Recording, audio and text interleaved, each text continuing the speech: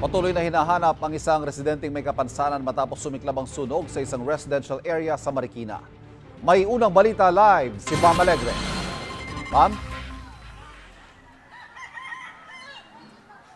Ivan, isang residential fire ang bumulabog sa mga residente dito sa Barangay Malanday sa Marikina kanina madaling araw. Pasado alas 2 na madaling araw na magkaroon ng sunog sa Bulelac Street sa Barangay Malanday sa Marikina. Pahirapan ng operasyon ng mga bumbero dahil malupa at makipot ang daan papasok sa lugar. Mabilis na kumalat ang apoy dahil gawa sa light material sa mga bahay. Mabuti at agad din itong naapula alas 2:45. Iniimbestigahan pa kung ilang bahay ang natupok at kung ano ang pinagmulan ng apoy. Nababahala ang inang si Ellie Nunez dahil hindi niya pa nakikita ang anak niyang may kapansanan sa pag-iisip. Ang inaano ko yung anak kong lalaki. Hindi ko naman kasi naalala kung nakatakbo o naandun po. Yun ang iniisip ko. Pinahanap ko na po yung anak ko, wala eh. Hindi ko na iniisip yung gamit yung anak ko lang ho. Sa inisyal na paghahanap ng mga bombero sa lugar, hindi pa nila matukoy kung may natrap ba sa mga nasunog na bahay o sa bahay mismo ni Aling Ellie. Magkakadikit kasi ang mga nasunog na bahay. Tinignan niya rin kanina yan at wala naman silang nakita. Pero babalikan daw mamaya yan pagputok na liwanag kung talagang merong taong nasunog yan.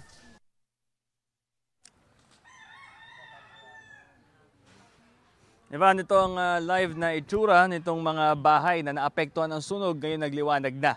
Ito ay merong fire line at patuloy ang investigasyon dito ng mga bumbero.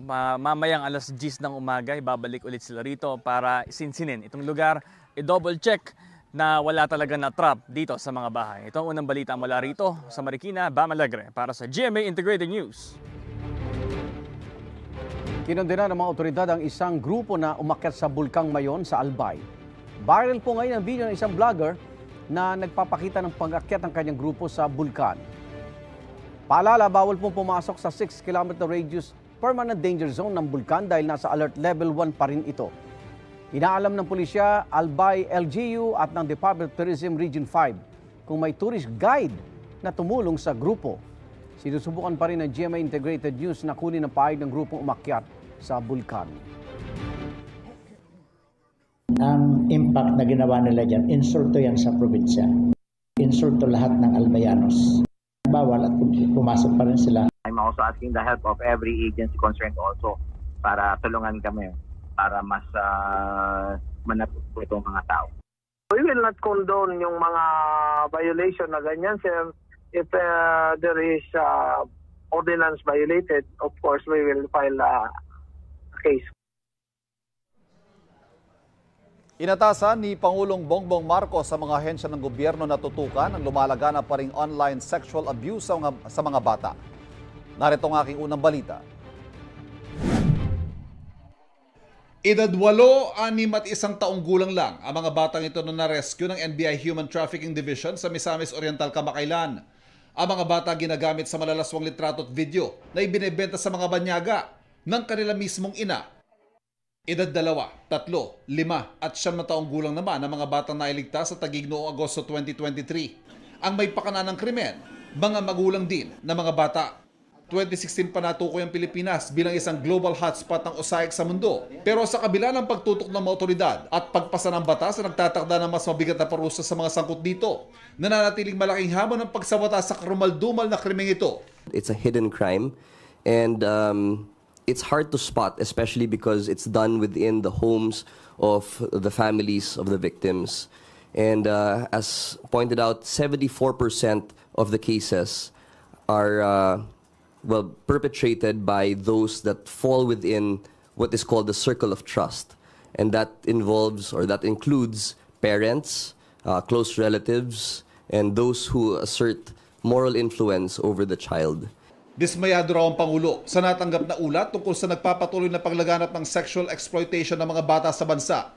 Ipinag-utos niya ang mas maigting na pagtutok dito ng mga ahensya ng pamahalaan para pigilan at panagutin ang mga nasa likod nito. Sa datos ng DOJ, aabot sa mahigit 1.5 billion pesos ang halaga ng perang napunta sa pang-aabuso sa mga bata mula July 2020 hanggang Disyembre ng 2022. Karaniwang parokyano sa krimeng ito, mga nakatatandang kalalakihan.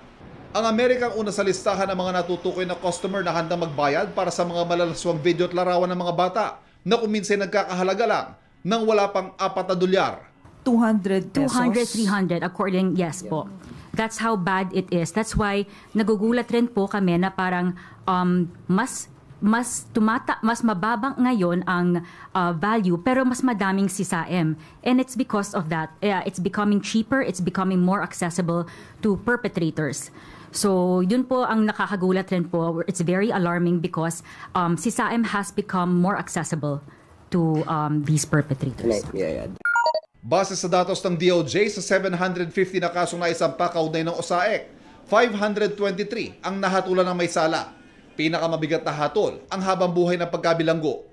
Pero batid din ng pamahalaan na mas marami pang hindi na isusumbong kaya lalo pa raw paigtingin ang pagbabantay online, pagbabantay sa mga mahihirap na komunidad na madalas nabibiktima at pakikipag-ugnayan sa ibang bansa para matukoy ang mga parokyano nito.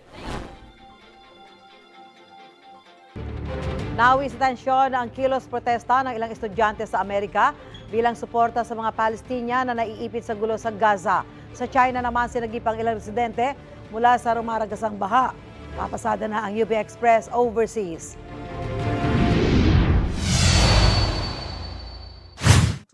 Buwis buhay ang pagsagip ng mga rescuers sa ilang residente mula sa rumaragasang tubig sa southern China. Gumamit sila ng lubid para matulungan ang mga natrap sa baha.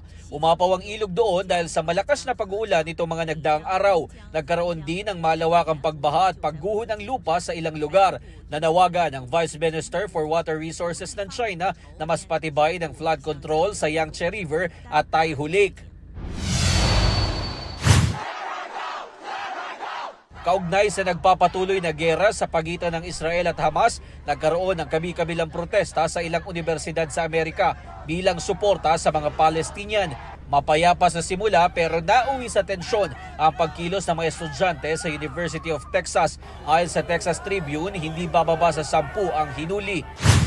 Nagkatensyon din sa Free Palestine Rally sa University of Southern California. Nagtayo naman ng mga tent ang mga estudyanteng rallyista sa Harvard University, Columbia University at Northwestern University. Patuloy ang panawagan ng mga estudyante na tapusin na ang gulo sa Gaza. Sa Italy, dagsa pa rin ang mga turista sa Venice Grand Canal. Sa kabila yan ng pagpapatupad ng payment system na layon sanang mabawasan ang bilang na mabumibisita sa syudad. Naapektuhan na raw kasi ang ecosystem sa lugar dahil sa dami ng turista. Kailangan na ngayon magbayad ng 5 euros o mahigit 300 piso bago makapasyal sa sikat na tourist destination. Nagprotesta naman ang ilang residente sa Venice na hindi pabor sa bagong sistema. Ito ang unang balita, Jomer Apresto para sa GMA Integrated News.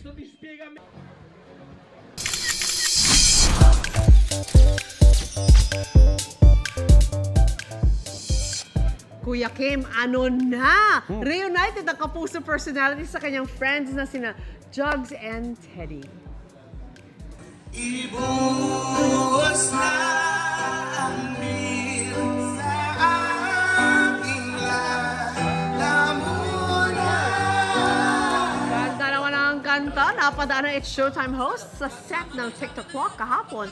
Hinaranapan ng dalawa ang tiktropa. Happy raw si Kuya Kim na makita sina Jugs at Teddy na nakatrabaho niya for 7 years. Bumisita ang Rakista host sa Kapuso Network para sa kanilang pagsalang sa Fast Talk with Boy Abunda. Naman, ang saya naman! Reunion! I love reunions. Samantala, ito nag-enjoy si Sparkle star Andrea Torres sa activity sa isang event na hit series sa Australia.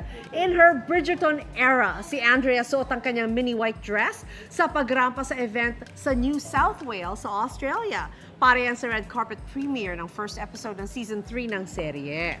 Kasama niya sa event ang Philippine team at iba pang media and content creators mula sa Asia at Australia. Sumali siya sa ilang activities gaya ng pag-watercolor at perfumery.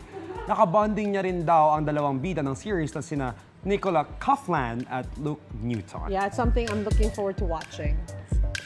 Must be What's nice is yung mga stars din nila, very warm. Grabe yung energy nila. Parang hindi ka may intimidate. So, ang saya. I think every fan's dream come true. Di ba when you watch Bridgerton, parang wini-wish mo na sana nandun ka. As a girl na sana suot mo yung mga damit